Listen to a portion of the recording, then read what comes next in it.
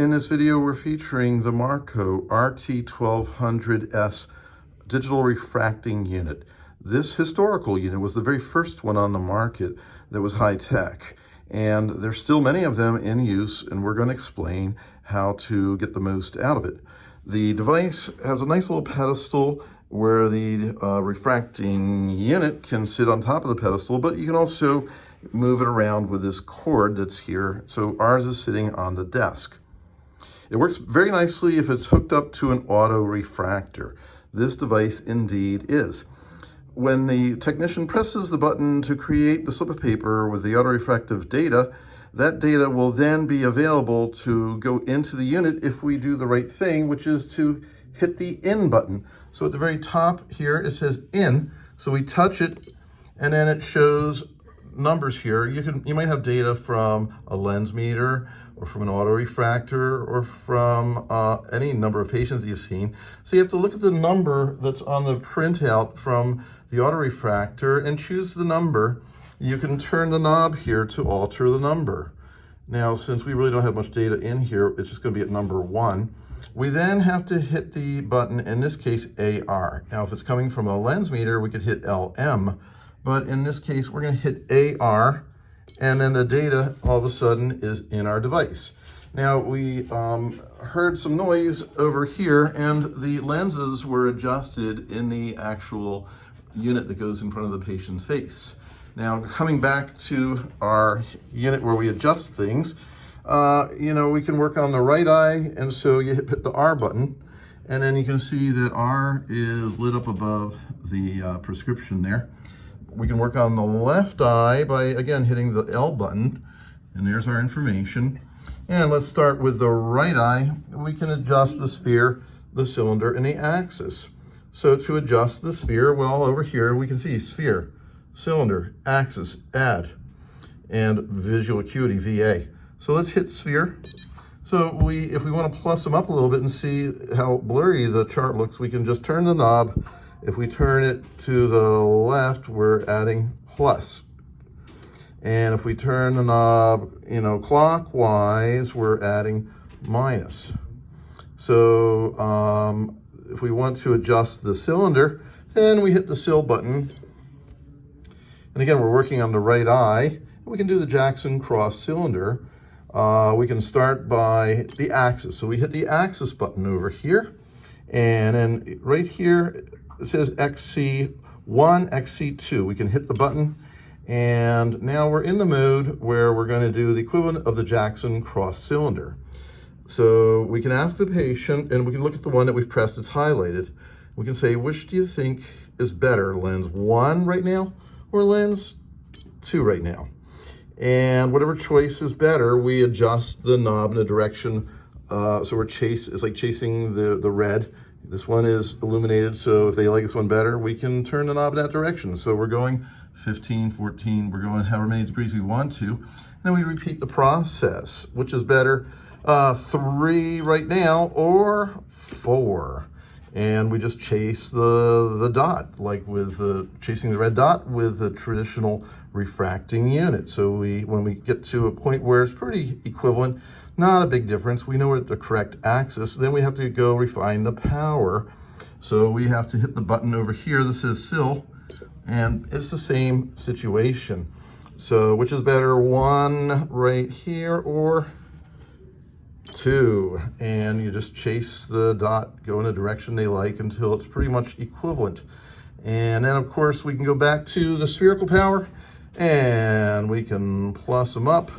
And maybe if we put in 3/4 of a diopter of plus over and above what we think is their visual acuity, if they look at the chart and they see somewhat around 20, 30-ish, we know we're pretty close to being on the money, and then we can just improve it, which is that a little better? Yeah, that's better. A little better yet? Yeah, that's better. How about that one?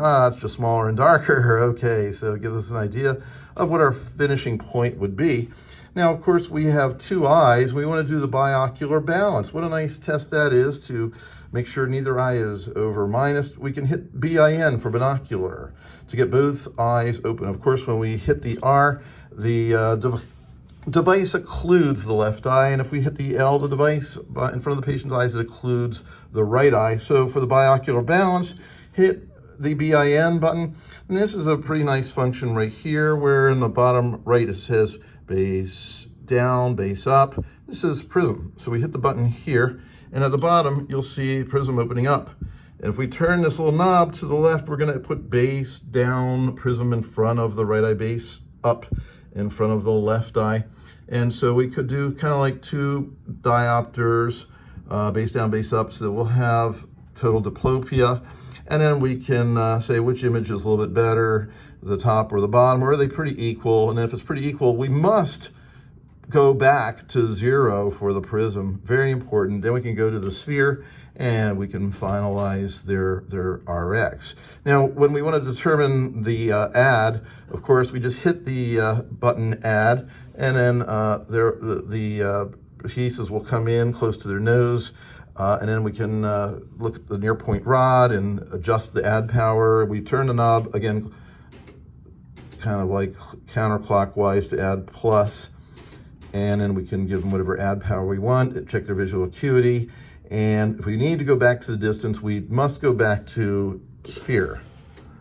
So this in a nutshell is how we refract using our RT-1200S device from Marco. I've seen a number of them available on eBay and other sources. They're pretty darn good units. They're very clever. They work quite well. And hopefully you have found this video to be instructional. There's a few other things I might want to highlight. All right, so let's look at these controllers right here. There's a linkage button. I would leave that so that the button is lit up on the left. If you hit the other direction or you get rid of that illuminated thing there, that's not really good. It's gonna mess you up, just trust me on that. So leave that thing the way it is right there. Also, there's something over here that's worth looking into. Cross cylinder, you know, you can refract with a Jackson cross cylinder as plus, as a quarter diopter or a half diopter. You can toggle back and forth. So obviously, usually they use a quarter diopter. For figuring out the prism, we seem to get the best results if we keep everything lit up on the right side here. And of course, cylinder. Minus cylinder and plus cylinder. We don't want to inadvertently go into plus cylinder form unless we enjoy refracting in plus cylinder. And also with the axis, we have the option of going with 1 degrees or 5 degrees. So other things to be aware of. This auto XC up here is for a fancy method of having a split prism so that we can allegedly have the patient see 2 images and say which image seems to be a little bit clearer. Instead of doing 1 and 2, I want to vote for just going with a traditional Jackson cross cylinder, which is better 1 or 2, because the split cylinder thing in theory is good, but in practicality, it sometimes isn't really that good. It can be confusing and hard to interpret. So I would therefore leave Auto XC off so that you don't see the light glowing there. Now, there are other functions that could be used that could be making your job really nice, but we're going to leave it there. Our particular device, we don't control the chart with it because due to the age of the chart, it doesn't sync anymore with the refracting unit. So we have simply our own refracting, our own independent visual acuity chart that we use in our office right here. Anyway, we hope this video has been helpful to you, and leave your comments below. Thank you so much. Bye-bye.